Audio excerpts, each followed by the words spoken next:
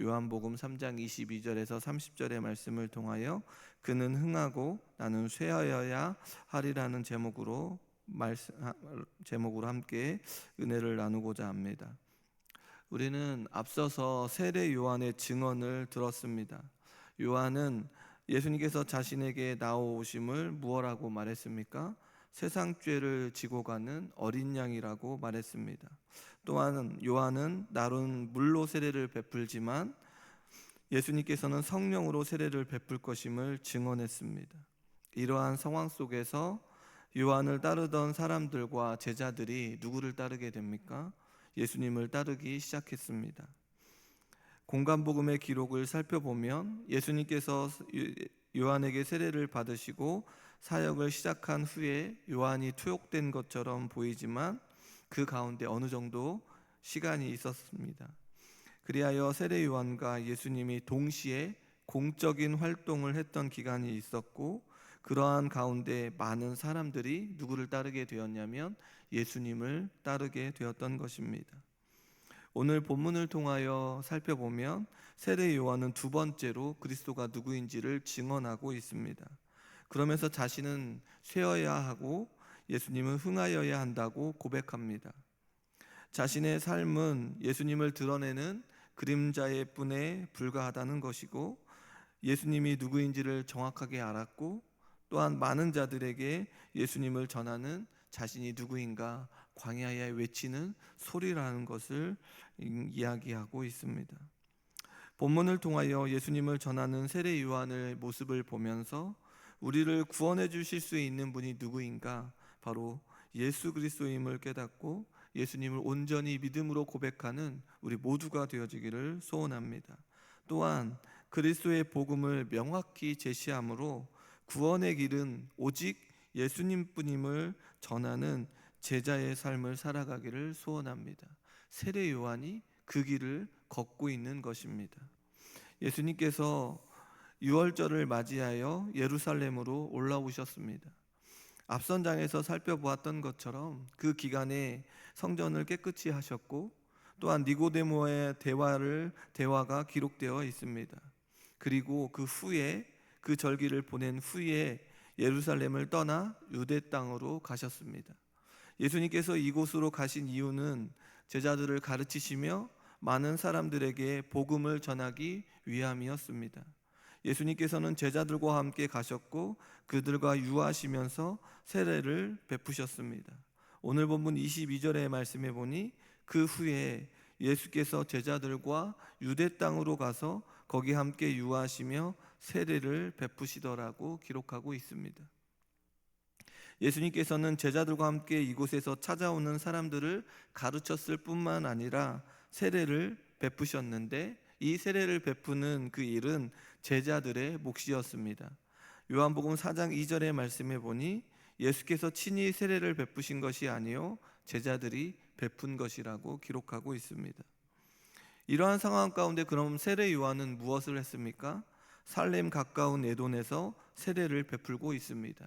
23절의 말씀에 보니 요한도 살렘 가까운 에돔에서 세례를 베푸니 거기 물이 많음이라 그러므로 사람들이 와서 세례를 받더라 라고 기록하고 있습니다. 예수님께서 사역을 시작하시고 나서도 요한 역시 자신의 일을 감당하고 있습니다. 그리고 사람들이 와서 세례를 받습니다. 이전과 마찬가지로 많은 자들이 세례 요한에게 나와 세례를 받습니다. 이렇게 될 수 있었던 이유는 무엇입니까? 자신의 어떠한 특별한 능력을 전하는 것이 아니라 자신이 전하고 있는 그 메시지에 깊은 관심을 가지고 있기 때문에 그렇습니다. 요한의 어떤 능력을 바라여 그들에게 나와 세례를 받는 것이 아니라 요한이 전하고 있는 그 메시지에 깊은 관심을 가지고 있기 때문입니다. 예수님의 세례와 마찬가지로 세례 요한의 세례 역시 말씀의 선포가 있지 않습니까?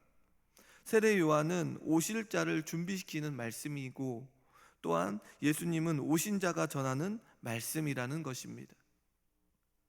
지금 요한은 자신에게 오는 사람들을 자신의 제자로 만들려고 하는 것이 아니라 누구에게로 안내하고 있습니까? 자신이 전하고 있는 이 메시지는 바로 예수 그리스도를 전하는 것입니다. 바로 예수님을 쫓아가도록 하는 안내자의 역할을 하고 있다는 것입니다. 우리의 삶 가운데 우리의 삶의 메시지가 무엇이어야 되는 것을 우리가 세례 요한을 통하여 알게 되는데, 우리의 삶의 메시지가 바로 예수 그리스도여야 한다는 것입니다. 우리의 삶의 중심이 예수 그리스도여야 한다는 것입니다. 그러할 때 이 세례 요한의 삶처럼 우리의 삶이 예수 그리스도를 증거하며 하나님의 뜻을 따라 살아가는 복된 삶이 되어진다는 것입니다. 정말로 우리의 삶이 이런 깊은 메시지의 깊은 관심과 능력을 드러내는 그런 삶으로 살아가기를 주님의 이름으로 소원합니다.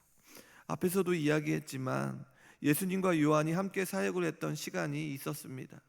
그리하여 요한이 아직 옥에 갇히지 아니하였다고 말하고 있습니다. 그리고 적대자의 손에 붙잡혀 처참한 모습으로 생을 마감할 때까지 자신의 길을 걸어갔던 자가 세례 요한임을 알게 됩니다.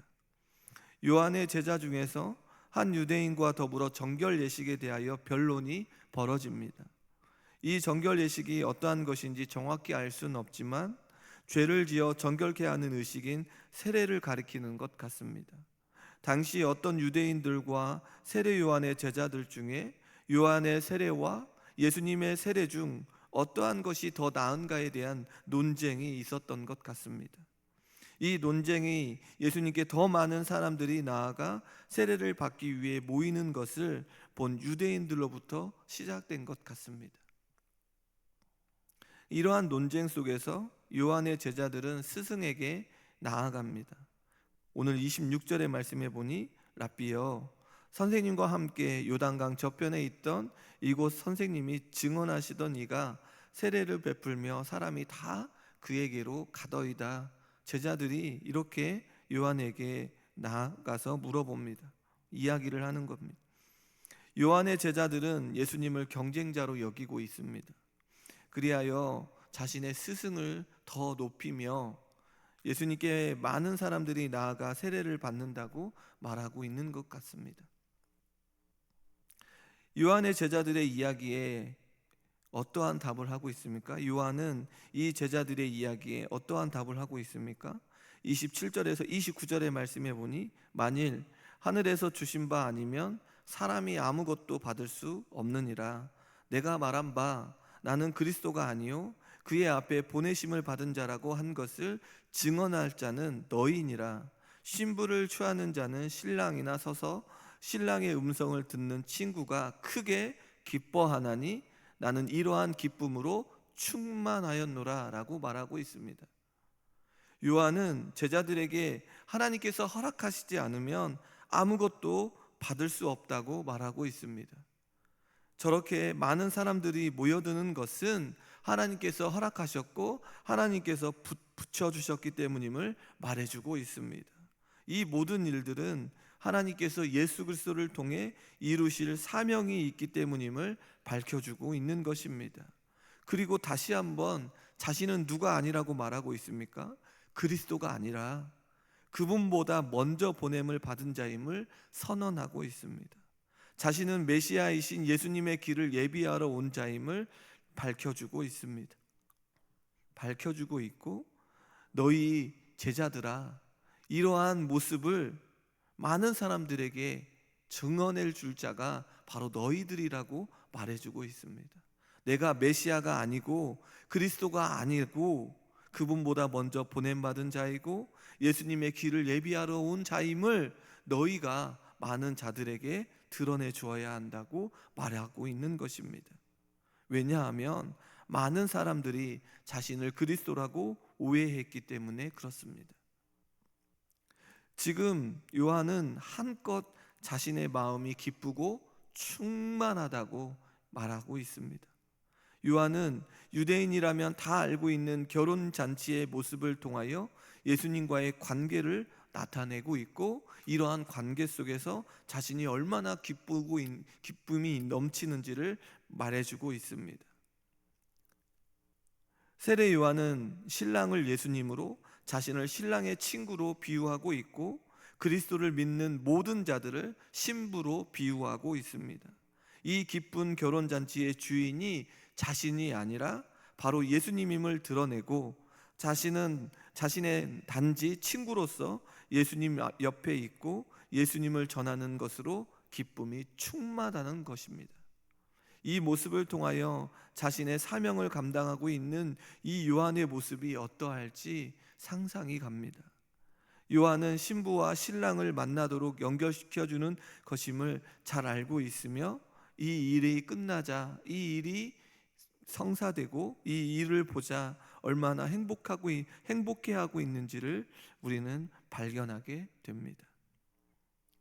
그러면서 세례 요한은 제자들에게 말합니다. 30절의 말씀해 보니 그는 흥하여야 하겠고 나는 쇠하여야 하리라 하니라라고 말해주고 있습니다.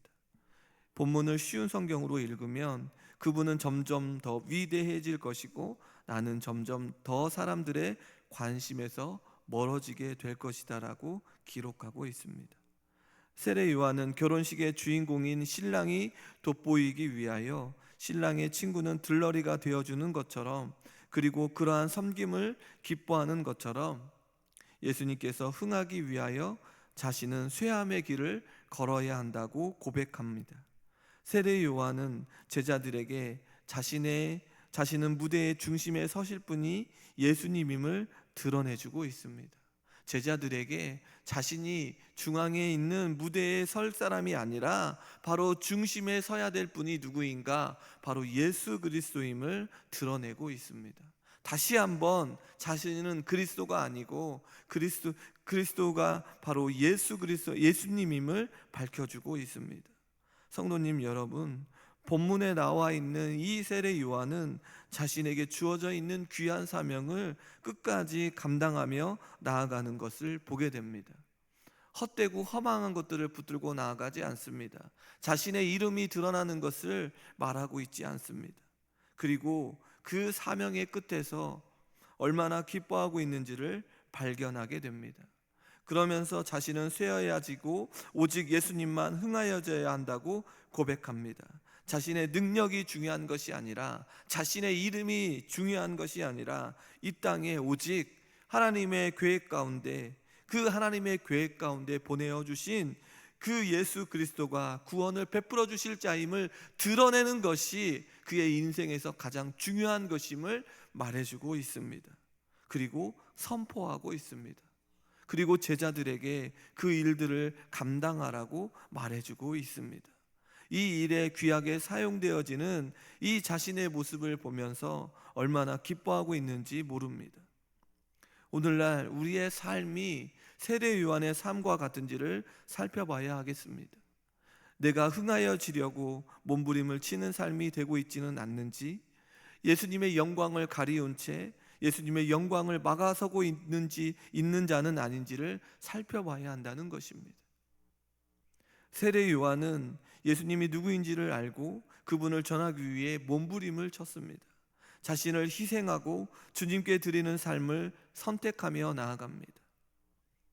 우리 역시 예수 그리스도가 우리의 구주임을 깨닫고 우리를 온전히 드리는 사람으로 살아갈 때, 우리를 온전히 하나님의 계획 속에 우리의 삶을 드리며 나아갈 때 세상 가운데 예수님의 찬란한 영광이 드러나는 삶을 살게 되어진다는 것입니다. 사람들에게 비춰지는 영광이 아니라 예수님의 찬란한 영광이 드러나는 그 삶을 살아가는 모습이 우리에게 나타난다는 것입니다. 그리고 우리의 모습을 통하여 우리 후대에게도 이러한 놀라운 은혜가 전해진다는 것입니다. 지금 이 세례 요한의 모습을 통하여 그 모습을 제자들이 또 그 제자들이 바라보면서 하나님의 구원의 계획 속에 예수 그리스도가 메시아임을 선포하며 나아가지 않겠습니까? 바로 우리가 그러한 인생으로 나아가야 한다는 것입니다. 우리의 인생 가운데 예수 그리스도를 구원의 역사의 주인으로 모시고 살아갈 때에 우리의 후대에게 이러한 놀라운 은혜가 증거되어지고 증언되어진다는 것입니다. 또한 예수님께서 보여주실 그 영광스러운 날을 경험케 하실 것입니다.